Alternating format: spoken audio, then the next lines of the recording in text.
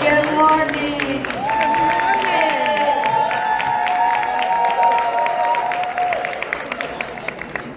My name is Charmin. I'm from the Canadian Kurdish Women Collective, which is involved in the struggle for the self-determination of Kurdish people.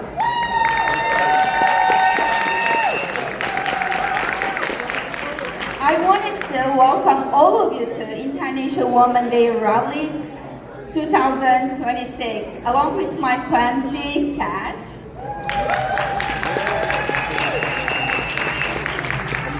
Who is from the unicorn, which along with the United Steelworkers is fighting to maintain good union job in the wake of massive layoff to the Trump tariffs. We would like to acknowledge that we are meeting on the historic land of the Wendat, Haninasani, and Anishinaabe, most recent Mississauga of the New Credit, and is today home many Indigenous and Métis people. We also wanted to take a moment to salute many Indigenous movements that have shaken the very foundation of the land and the role played by Indigenous women and Two-Spirit people standing up against centuries operation that their nation have endured.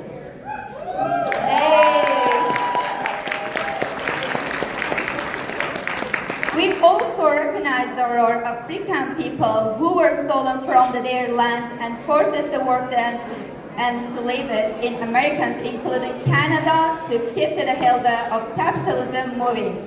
We are in solidarity with their ongoing struggle for Black liberation.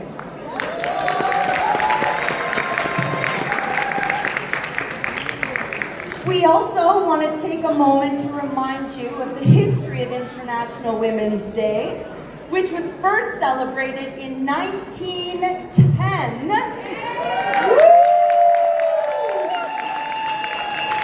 And of course, it was in commemoration of the fight of immigrant women garment workers in 1908 in New York City, which was for better wages and working conditions.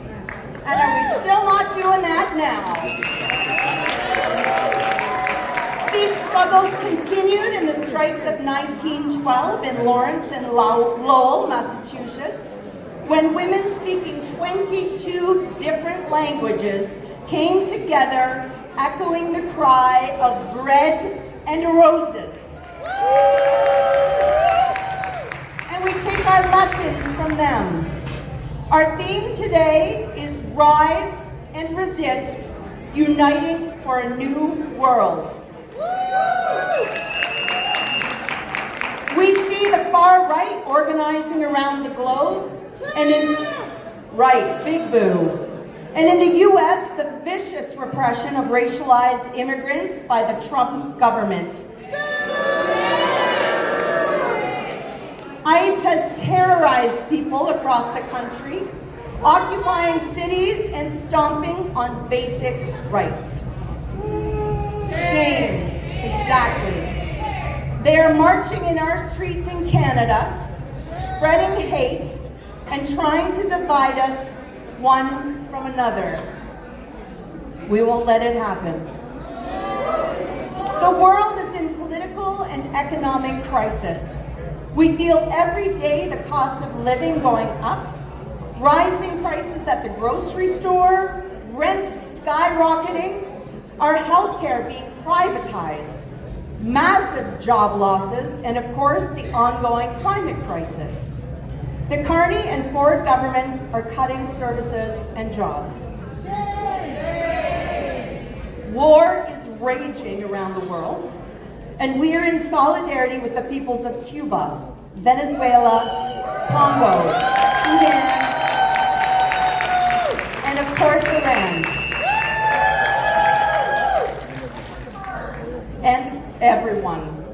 It is up to them to determine their own future, not Trump or other leaders who are only interested in their own interests and will stop at nothing to achieve them.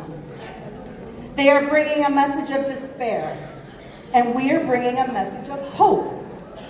We can build unity across our differences, and we can win if we use the collective strength that is all of ours.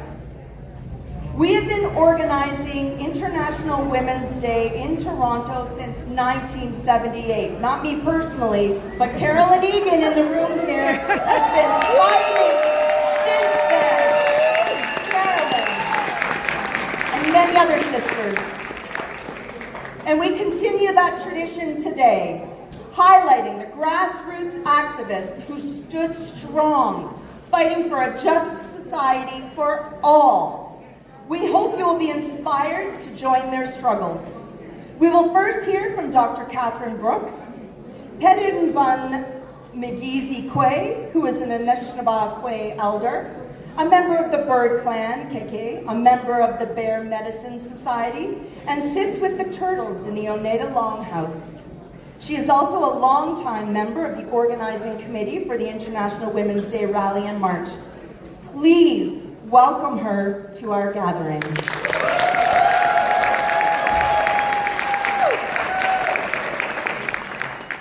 Bonjour. Madaba Migazekwe Dishnikaz, Dona Mene, Nim KK, Nim Kalianakwad, Nim Nishnabekwe. Nipasing Nadanjaba, Toronto Nadanjaba. We are beginning with a traditional opening to bring our minds together in a good way, and to also welcome our ancestors to join us in this day. They're always there to help us, so we need to acknowledge them, because those who came before us are the reason we're walking and breathing today. So we need to acknowledge them always. In our tradition, fire represents life. And like life, it is both helpful and it can be dangerous. And we see that in our climate changing, in a whole bunch of things that are in our world that have to stop. This is sage. Sage is one of our 4 sacred medicines. This one is for caring and sharing. And today we are sharing and caring. You're here because you do care. You're here because you're willing to share what people are going to say today. And the thing about it is, we're not to feel sorry. We're not to say sorry. We are to do something useful, however we can do it. Some of us can do many things, some of us can do one thing. That matters.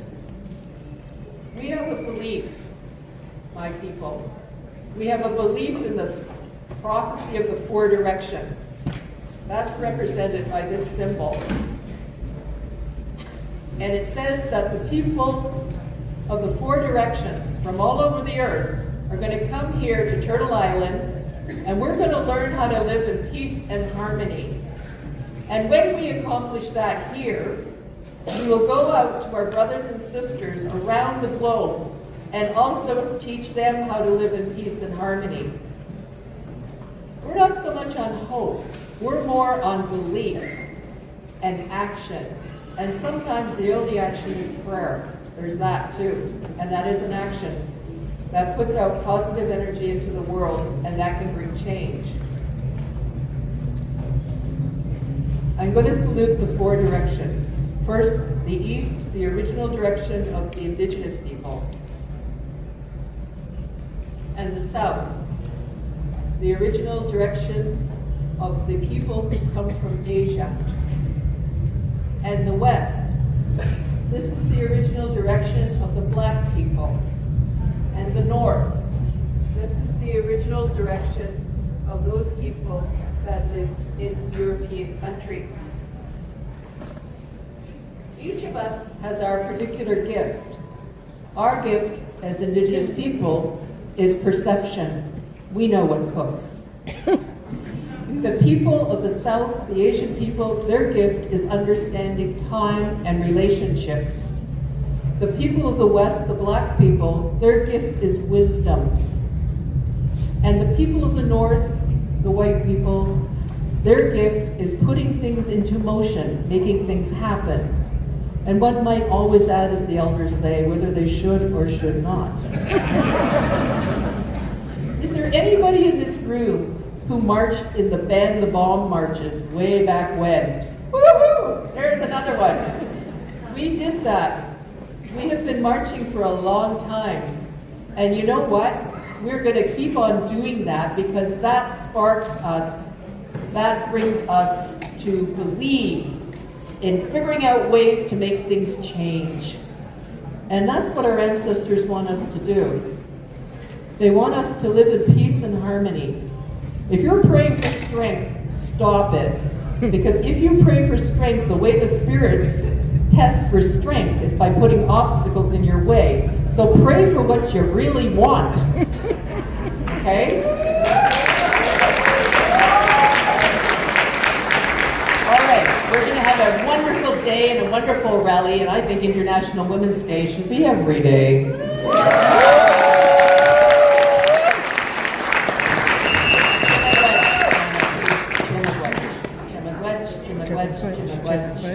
Ikanagana, all my relations.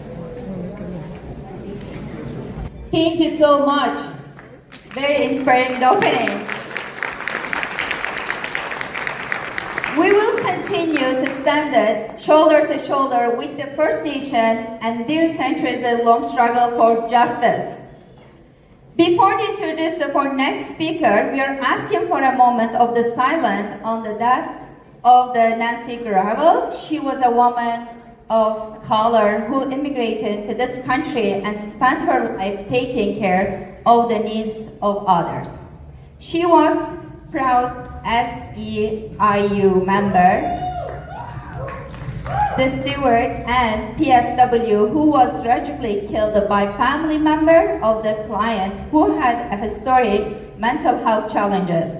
We demanded the necessary health and safety protection to keep us on the job. We would like to ask if you are able to stand for a moment of the silence in her memory.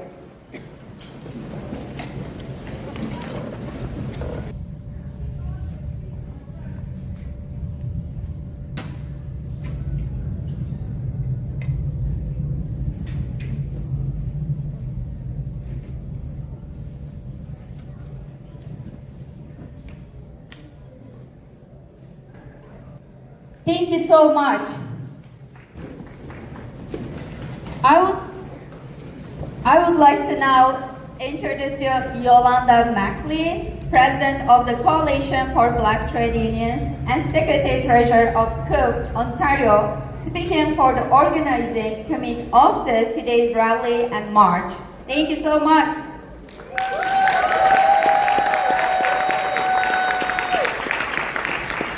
Good morning, everyone. Good morning, everyone. Oh, you didn't have your Wheaties? Good morning, everyone. Good morning. Happy International Women's Day. That's more like it. I am so proud to stand here with you today. Our mission has never been more important. We live in a world where chaos surrounds us, a world where respect for human rights and dignity is declining, a world where war, aggression, and dictatorship threaten all of our futures. Because of this, we must rise. We must resist. And we must unite to build a better world! A world where women help lead the way forward.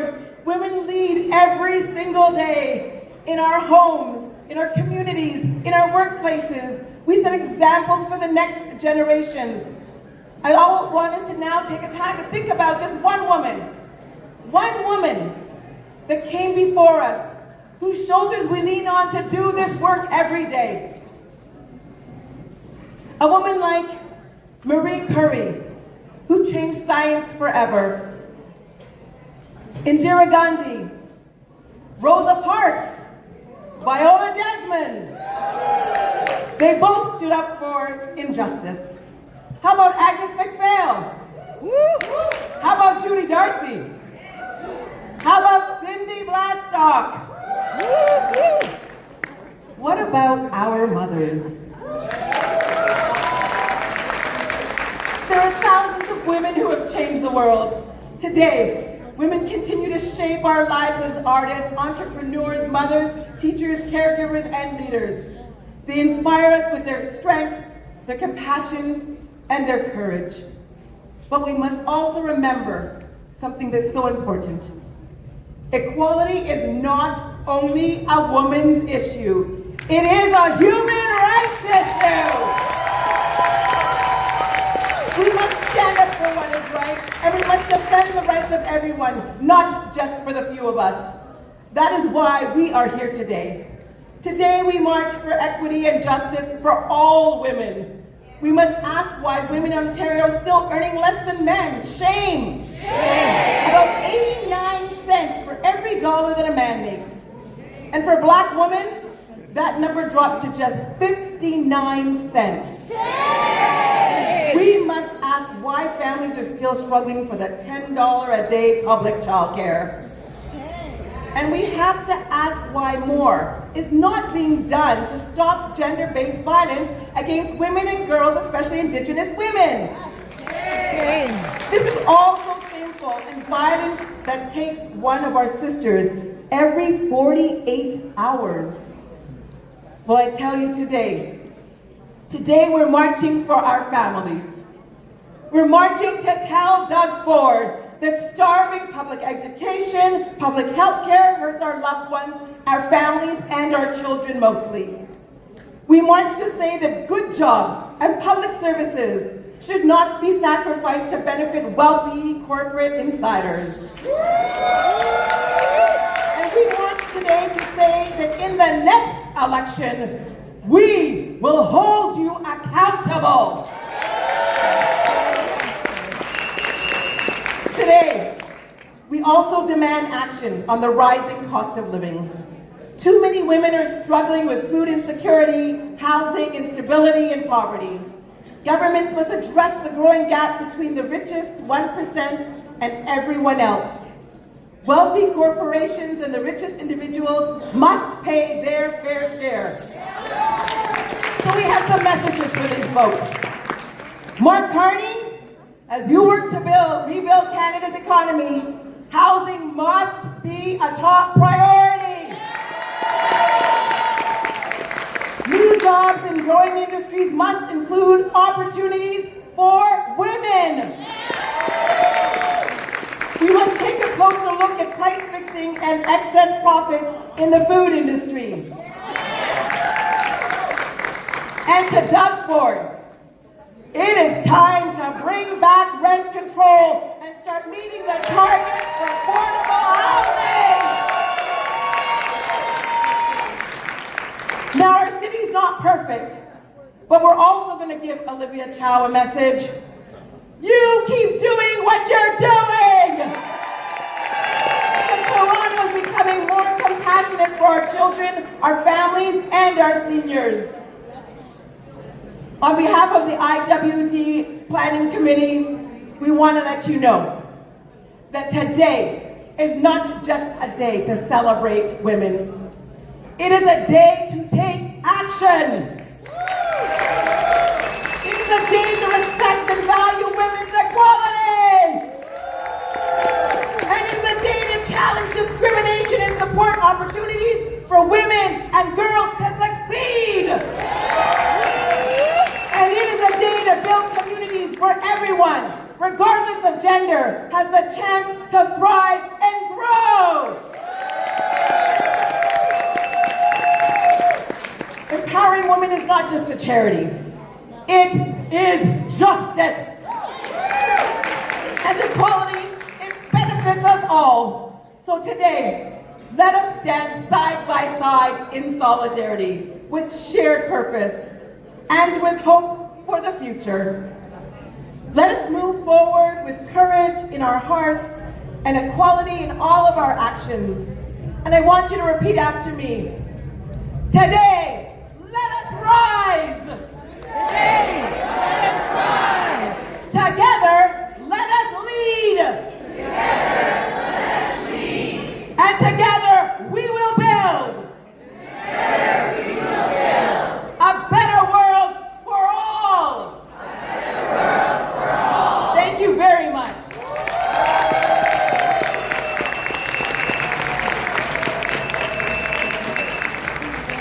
I'd now like to introduce Sung Lim Kay, representing TEAM, which is the Toronto East Anti-Hate Mobilization Group, which has been organizing against hatred and bigotry that is aimed at immigrant and migrant communities in the East End of Toronto. Thank you to the organizers and everyone gathered here today. I am involved in Toronto East Anti-Hate Mobilization, for short TEAM.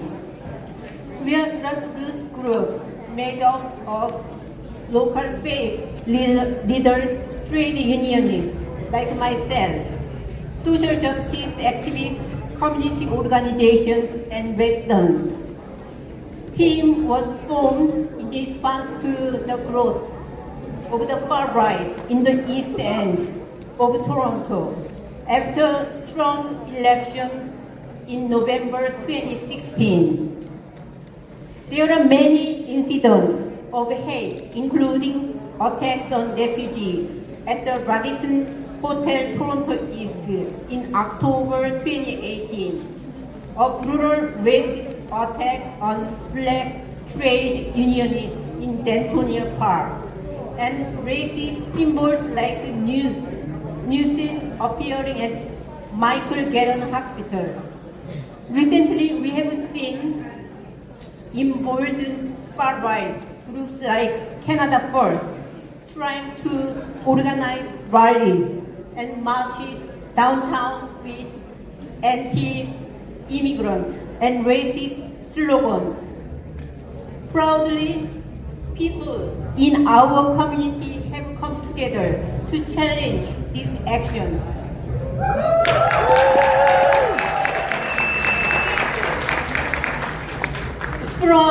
From distributing the popular road signs saying "Unite against hate" from East Enders, against racists, to postal workers refusing to deliver the racist, misogynistic publication, Your Word News, to residents. Gathering to counter rallies in the East End and downtown with banners saying "Shut down hate" and "Blame billionaires, not immigrants."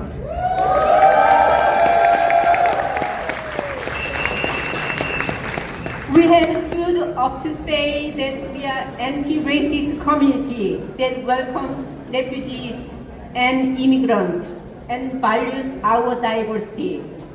The alarming rise of far-right forces is not just happening in Europe and United States. We have noticed similar trend here. As the cost of living crisis continues to deepen, our politicians are going all out to scapegoat immigrants, migrants, international students for their failed policies, which have benefited the rich and big corporations. How do we stop the far-right groups from growing and march in our communities and in public places like the City Hall, normalizing hate? We have to rise and resist, as it says this year's slogan for International Women's Day. It means no to war, fight for economic justice, fight to defend public services, fight for migrants' rights, and making our streets, squares, meeting places welcoming for immigrants and refugees.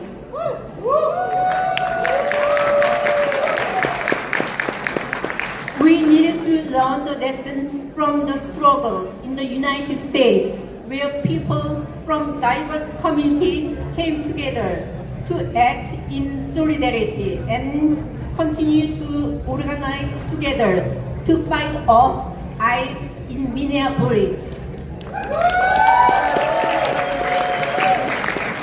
There we have witnessed the kind of mass action that is necessary to turn the tide on hate. In January, a huge mobilization that was built from the ground up, including many trade unionists, shut down the city and inspired further actions against ICE throughout the US and inspired us here.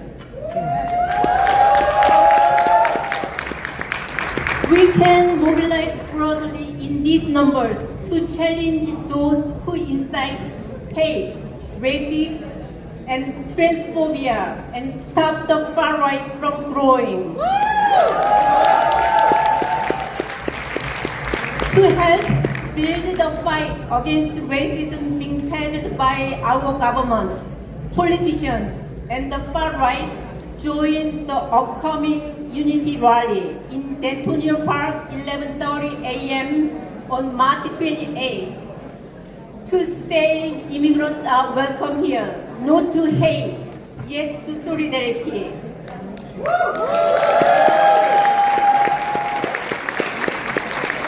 This coincides with many actions happening around the world, including No King's Day in the US. Hope to see you all there. Thank you again. Happy International Women's Day. Thank you so much. I would like also thank you, women working with the Immigration Women and International Women's Days Committee, who are the sponsoring organization of the today rallies, made up of diversity representatives from the many community groups and unions. I would like also recognize the Coop Ontario, Unifor, Service Employees International Union Local 1, the Society of the United Professionals South Asian Women's and Immigration Service, and the United Steelworkers for their donation that have helped to finance this event. I would like to introduce you to South Asian Women's and Immigration Service performance of the Who Is Left Behind. Welcome. Today you will see a line. 4 lives, 4 women, real and fine. These are the women who came to our land with hopes in their hearts and dreams in their hands. Sisters say they help us all, yet some rise high while others fall. Some doors open, some cannot find the same way, and some step ahead while others must stay. This show is called No One Left Behind because someone's struggle is often hard to find. Watch closely, listen, and mark the line. Who steps ahead and who stays behind? See the gaps across work and pay, childcare, health, housing each day. Safety, security, and dignity too. Life's essentials are not equal for you. Ask yourself, who moves ahead? Who has access and who is left behind? Before the rules, before the plan, let's meet the line where these 4 women stand. Hi, I am Sarah, grew up in Canada, daughter of Bangladeshi immigrant. I am a registered nurse.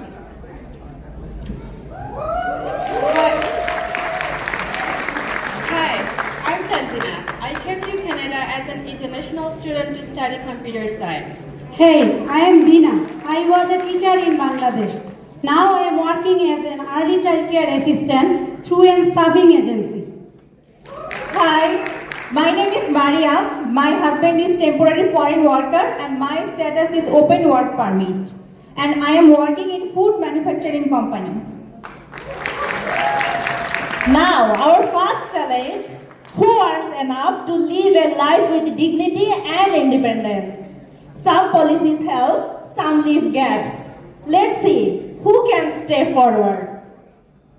I can pay my rent, bill, and groceries. I have a state income as a nurse. And I can even save a little each month. I feel secure enough so I can stay forward. I'm an international student. Government allows me to work only for 20 hours, which is not enough to cover food, rent, transit, anything. I work every shift I can. Still, I fall short. I skip meals, even I cannot access the food bank. Because I'm not eligible, I stay. I was a teacher in Bangladesh, shaping children's future. And now I am working as a ECA through an agency, choosing my hours, but my pay depends on demand. Some days it's enough, some days it's nothing. Actually, I cannot rely on this work to afford my basic needs, so I stay. I work in food manufacturing company. Every week my shift changes. Sometimes I get more shifts, sometimes I not. I don't know how much I will earn. And I constantly worry about my rent and bills. I have no sick days, benefits or control over my income and shift. So I stay. Okay, so the line has moved, the story is shown. Some stepped forward, some stayed alone.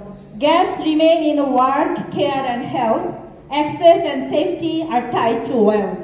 No one's path is equally the same, yet all deserve fairness, equity and claim. Look at the line, see who can go and ask, how can we help everyone grow? Thank you all. Thank you so much. I know you put a lot of hours of work into this performance and it really showed up. Yeah, thank you so much. Wasn't it great? Yes.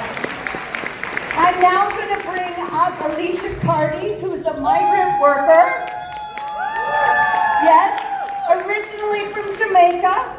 And she is speaking on behalf of Justice for Migrant Workers. Welcome. Hey everybody, hey. Where my ladies at? Where my mothers at? Where my sisters at? Wow, I'm coming from a long way, but I'm happy to be here today. Aren't you happy to be here today? We're moving up, we're moving on, we're moving the mountains. We're eagles and we are meant to soar. We will not stay down, but we will go up. I am from the Injured Workers Action for Justice for Migrant Worker group. As a migrant worker, I am a migrant farm worker. So, everybody that had breakfast this morning, say thank you. Yeah, so, what we do is, it doesn't matter what kind of chaos is happening, we're putting food on the table. That's what we do.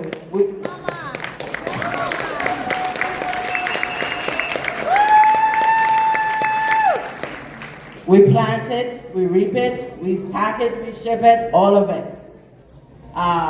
The thing is that though, before coming in Canada, we have to do a full medical. We are not illegal here. I've been asked these questions. So we are hired to come and do a job that, well, no Canadian want to do, because even in COVID, when most people was laid off, only migrant farm workers was coming through that airport. Only migrant worker, the airport open for us. How famous, come on. Yeah, but the truth is that 130 women in one space, 12 or 6 women in one room, on top of each other. In order to go in their bunk, you have to turn sideways to get under. That's the reality. Yeah, that's the reality. Dirty places, we have to clean it before we go, but when we come back to molds, we come back to rodents, mess all over, and we have to start all over again. Now, every woman that you see come here to work, most of the time we don't come for ourselves. We come for our children. We come for our families. And so we push through. You ask us why we keep on coming back.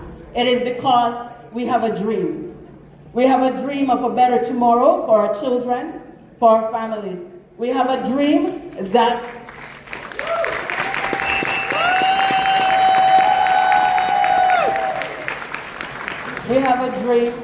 we will get justice. We are standing here because of the injustice that has been handed out to women, that has been handed out every day to us. We are always working. We are the womb. We carry everything. You give us everything, and everything you give us, we give it back double portion. But today, I am saying, we as migrant workers coming here to work, paying all the taxes, but not having any access. I am injured, still nursing my injuries, but I still can't get access to health care. It's not a me thing. It's not a me thing. It's a systemic setup. It's a racism thing. It's an oppression thing. Yes. And the racist policies that has been put in place is what we are asking to change. Yes.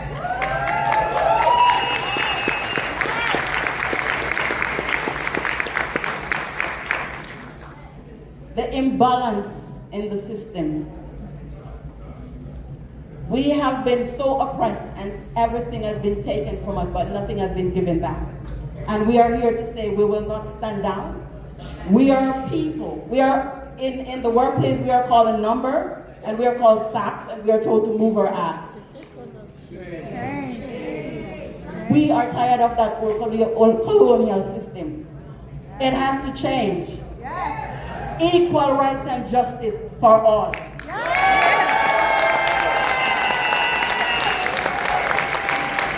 An injury to one is an injury to all. We're asking for status on arrival for migrant workers. It doesn't matter where they're coming from. Why? Without status, you can't access health care, which we are paying into. We are paying all of the taxes just like a Canadian citizen. We just don't get access to any of the benefits. So we are asking for access to what we have been paying into. We're not asking for the program to be abolished. We're asking for it to be fixed, and so everybody can be treated fair and just. We need health care when we get injured.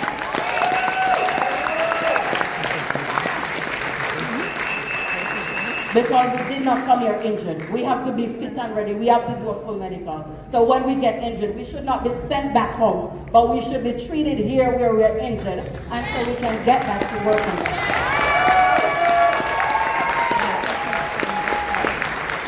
We are hard workers and we are not afraid to work. We work, well personally, I work over 18 hours. I can show you my thing, right? I got the evidence, we got the evidence.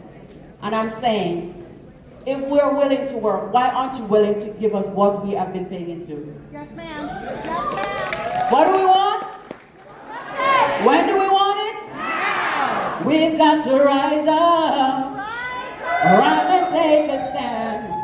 Stand and be strong. Changes must come. Come together, let's fight as one. Rise up, rise up. Rise and take a stand. Stand and be strong. Changes must come. Come together, let's fight as one. Full justice, no half measures. Thank you.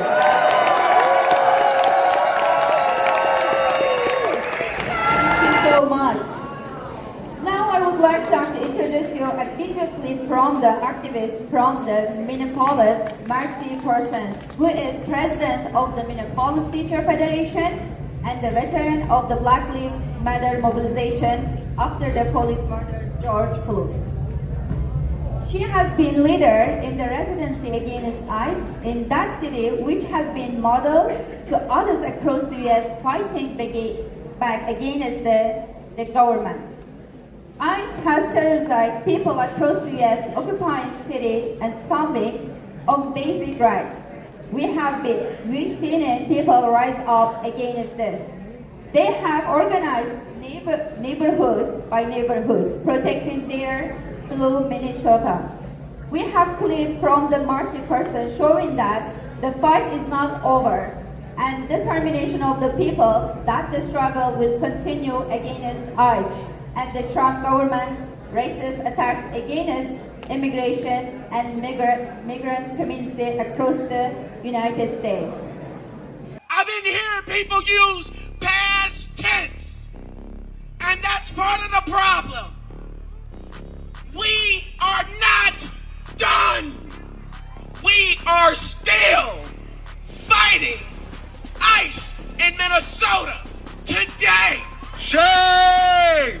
Ain't a damn thing changed. Not for our neighbors, not for our co-workers, not for the students. Nothing has changed. Not from a week ago, not from 3 weeks ago, not from a month ago. We cannot survive on a good hit of hopium.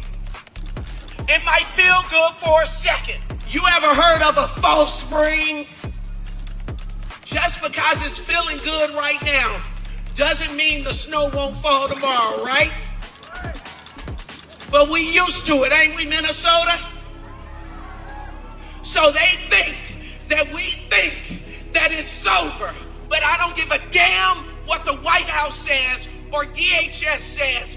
ICE is not gone. I was at the Whipple yesterday. I saw them cars coming in. They're still here.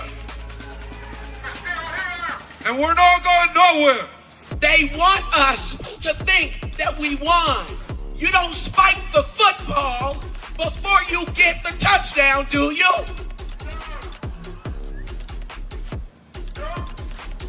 We not done, Minnesota. We not done, Twin Cities. We not done, Minneapolis. We not done. Still fighting. That Marcia could be with us today, but we are proud to have shared her words of resistance throughout the room. I would like now to introduce Shakufeh Saki, an Iranian activist who came as a refugee from Iran, was an activist and a political prisoner for 8 years. She's speaking out against the U.S. attacks and supports the self-determination of the Iranian people.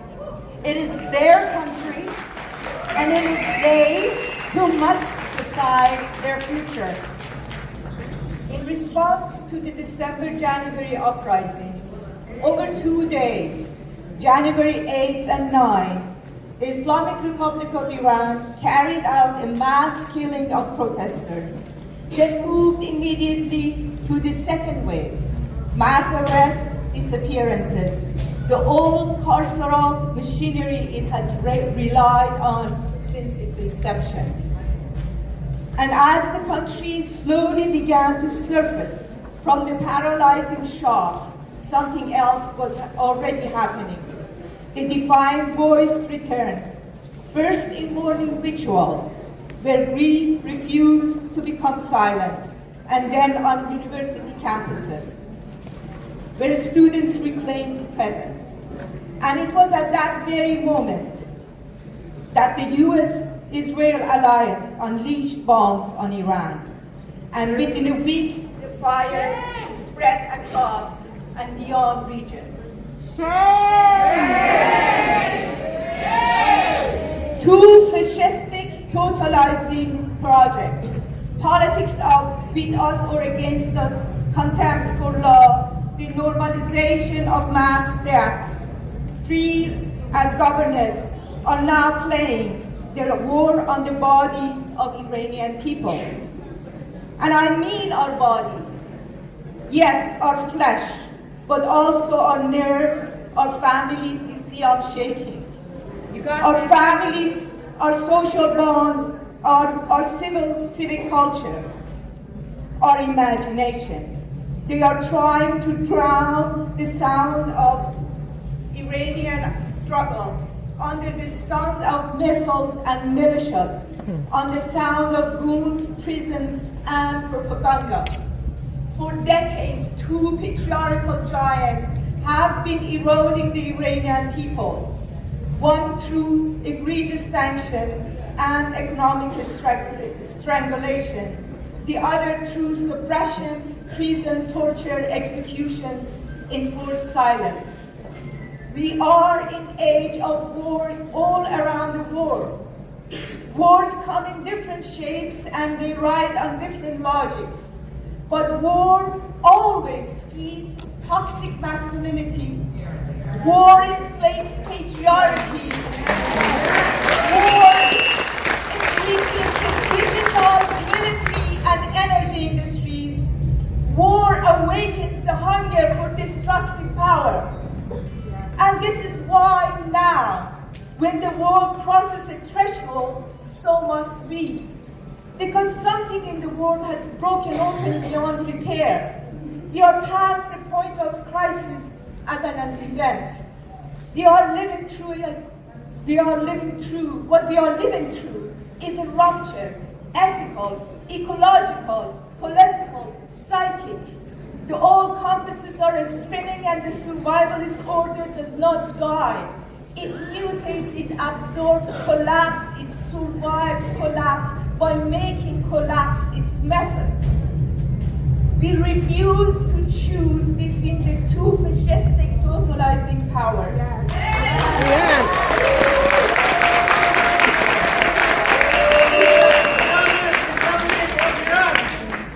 We cannot be forced into choosing which violence is acceptable. We cannot be pushed into defending one state against another while people are crushing between them. In the wake of a post-World War II order that is post-World War II order that is unraveling, where sovereignty and international law are treated as optional, we have to think and act as international citizens, not loyal to any war machine, but responsible to life.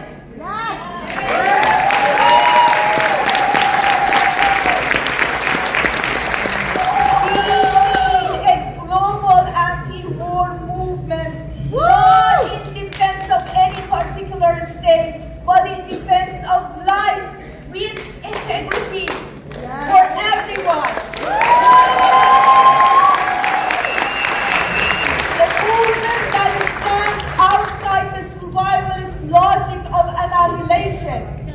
A movement that can stand against the Islamic Republic of Iran and against the US-Israel alliance.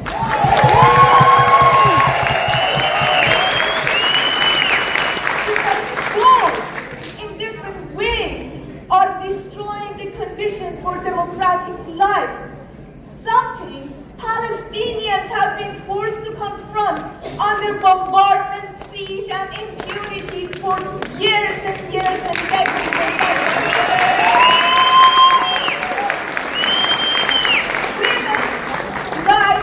Freedom was an alarm, not only to the Islamic Republic, but to every power invested in domination. It named a different future, life against death project. So today, on International Women's Day, no to war. No!